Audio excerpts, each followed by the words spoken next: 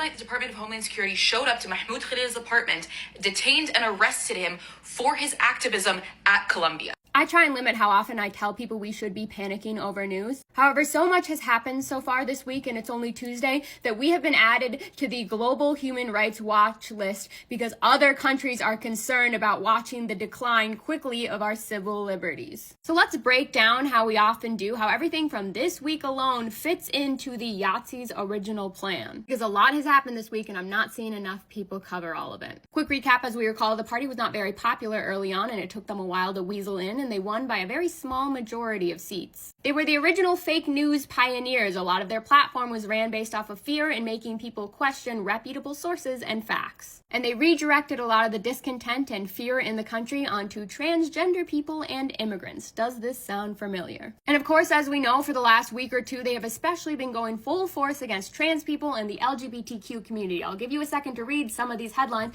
but especially this one concerning conversion therapy will affect all LGBTQ members. And then over the weekend, Donald posted this photo on Truth Social. That triangle is an original Yahtzee symbol that you might not be aware of. But in the prisoner camps, there was a labeling system that they would put on the clothing, and the pink triangle is the label that they would use. Which brings us to the camps themselves. We're already aware that they keep trying to build facilities here in the US. But who would be sent to these places? Now, originally they said it was anyone who was prisoners, but as we know over time, that definition started to broaden. Which again, we've already seen here and we've seen presented in some legislation, trying to broaden the definition of who should receive these sorts of punishments. But the key here is that eventually they started going after the people they would call socialists or communists or anyone who was pushing back against their power or perhaps protesting. Which sounds a lot like the man they just arrested for being the leader of many Palestinian protests at Columbia University, who was a fully legal U.S. resident. Now please watch the original creator. I stitched on this because they do a much better job covering all of this information. This man was a grad student at Columbia. He is a lawful U.S. resident. He has a green card, and he simply led protests in favor of a very important issue. And we need to start getting extremely loud about this stuff because Donnie has warned that this will be the first